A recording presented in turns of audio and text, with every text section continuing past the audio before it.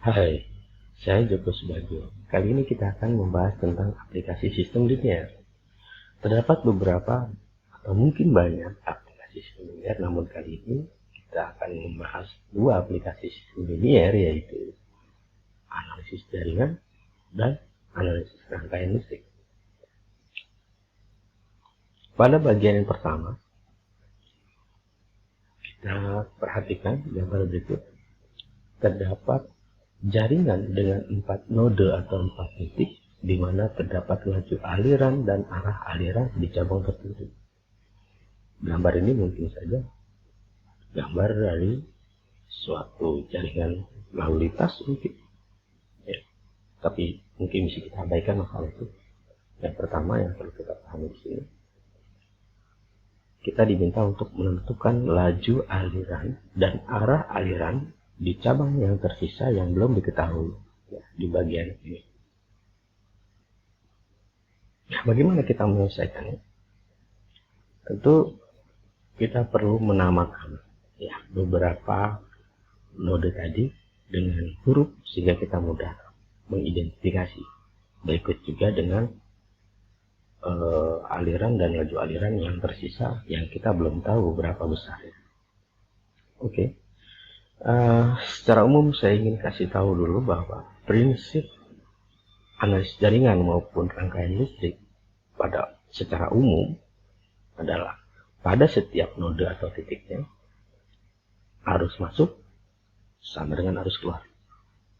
Namun ada sedikit berbeda nanti pada rangkaian listrik, karena kita akan menggunakan hukum Kirchhoff untuk membuat persamaan. Oke, kita fokus yang sini. Nah, perhatikan kita namakan node-nodenya misalkan sebagai A, B, C, dan D di sini. A, B, C, dan D. Serta arah aliran dan besar aliran yang tersisa yang belum diketahui, kita misalkan X1, X2, X3. Kita bisa menamakannya bebas, X1-nya di sini misalkan, atau X2-nya di sini misalkan, bebas. Dan tentu saja arah ini pun asumsi kita. Nanti di akhir dari jawaban kita akan mengetahui apakah arahnya sudah benar atau malah kebalikannya. Oke. Dari gambar ini apa yang bisa kita simpulkan? Dengan apa yang sudah saya sampaikan sebelumnya, bahwa prinsip pada jaringan adalah arus masuk sama dengan arus keluar. Dari sini kita bisa dapatkan sistem linear. Pada setiap node kita bisa membentuk sistem linear. Jadi pada node A kita lihat X1 tambah X2 sama dengan 30. Kita lihat lagi yang ini. Jadi X1, X2 keluar dari node A, sementara 30 masuk. Ya. Jadi kita bisa buat persamaannya X1 tambah X2 sama dengan 30, atau 30 sama dengan X1 tambah X2, sama saja. Sementara yang di B, kita tahu bahwa X2 masuk, X3 masuk, dan keluar sebesar 35, sehingga kita bisa buat persamaannya menjadi X2 tambah X3, dan seterusnya yang lain juga seperti itu, sehingga kita peroleh yang ini.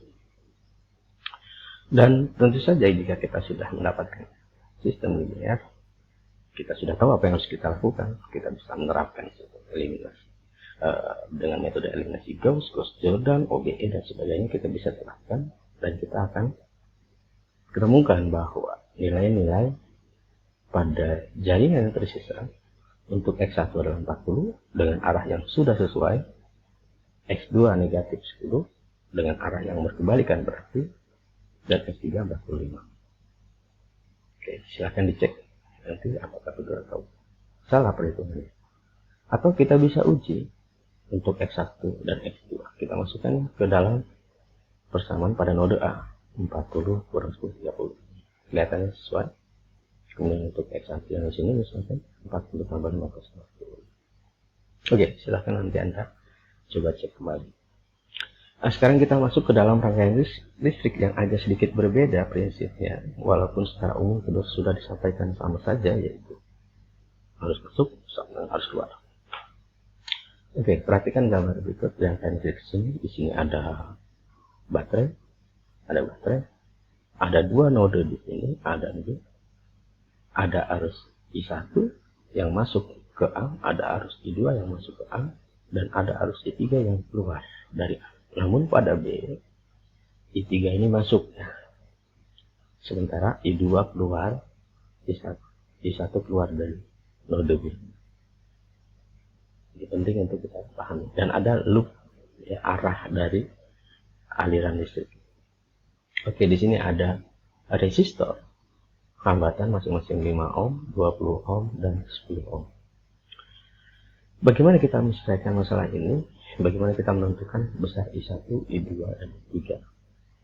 Oke, baik ya, kita lihat sama-sama.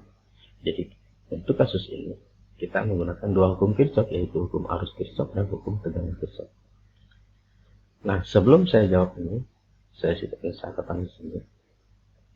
Jadi, untuk hukum arus Kirchhoff, jumlah arus yang mengalir ke setiap node itu sama dengan jumlah arus yang mengalir keluar dari setiap node. Sama saja dengan analis jaringan untuk hukum arus Kirchhoff. Sementara hukum tegangan Kirchhoff agak berbeda sedikit. Dalam satu lintasan dari setiap loop yang tertutup, jumlah tegangan naik sama dengan jumlah tegangan turun. Oke, sama saja. Arus, tegangan, prinsipnya sama. Untuk arus mengalir yang masuk ke dalam setiap node itu sama dengan yang keluar. Untuk tegangan pun sama. Namun pada setiap loop, bukan setiap node. Di selain itu, kita punya konvensi bahwa penurunan tegangan terjadi pada resistor jika arah yang ditetapkan ke arus melalui resistor sama dengan arah yang ditetapkan ke loop. Ya. Jadi jika ada resistor yang arah arusnya sama dengan loop, maka tegangannya turun. Sebaliknya tegangan naik. Sementara pada baterai,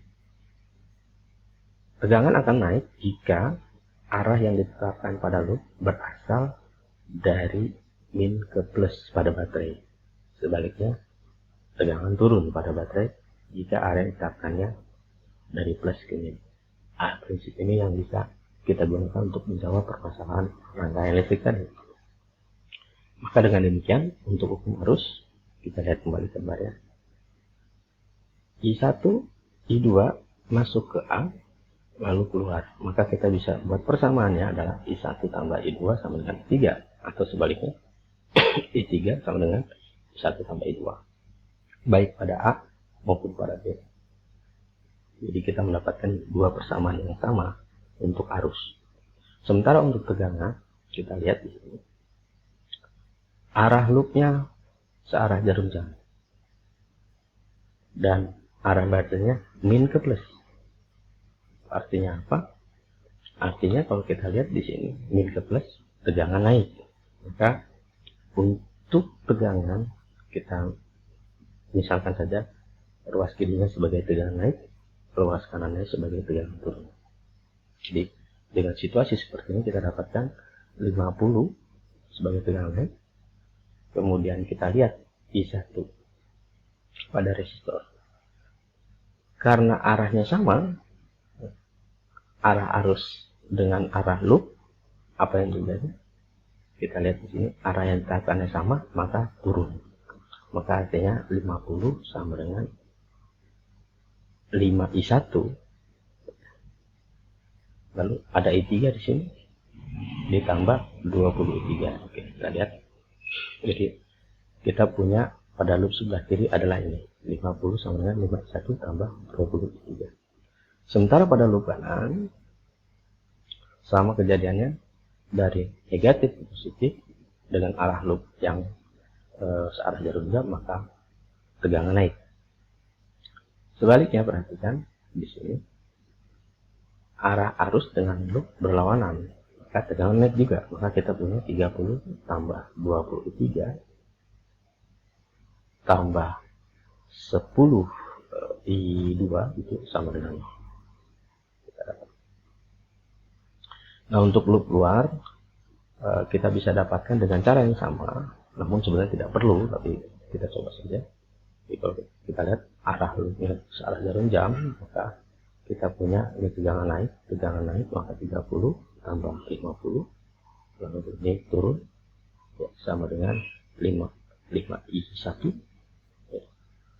Lalu yang ini arahnya berlawanan dengan arah loop, maka ini naik jadi 30 tambah 50 tambah 10I2 sama dengan 5I1. Namun kalau kita perhatikan dari tiga persamaan ini, kalau kita reduksi antara ini dan ini, kita akan mendapatkan ini, atau antara ini dengan ini kita akan dapatkan ini. Jadi sebenarnya loop luar bisa saja tidak kita gunakan karena menghasilkan persamaan linear yang sama dengan di antara keduanya ini. Oke. Maka dari dua hukum arus ini, dari dua hukum Kirchhoff ini, maksud saya, kita dapatkan sistem linear seperti ini. Dan tentu saja ketika kita sudah mendapatkan sistem linear, kita tahu apa yang harus kita lakukan. Bisa gunakan metode eliminasi Gauss, Gauss-Jordan, OBE. Dan silakan cek hasilnya bahwa I1 sama dengan 6 ampere, I2 sama dengan 5 ampere, I3 sama dengan 1 ampere. Oke. Ada dua permasalahan yang bisa Anda kerjakan. Ini masalah 1 dan ini masalah 2. Semoga dengan contoh yang tadi dan permasalahan yang ini Anda bisa menyelesaikannya. Oke, saya Joko Subagio. Terima kasih sudah mau mendengarkan. Sampai ketemu lagi di video berikutnya.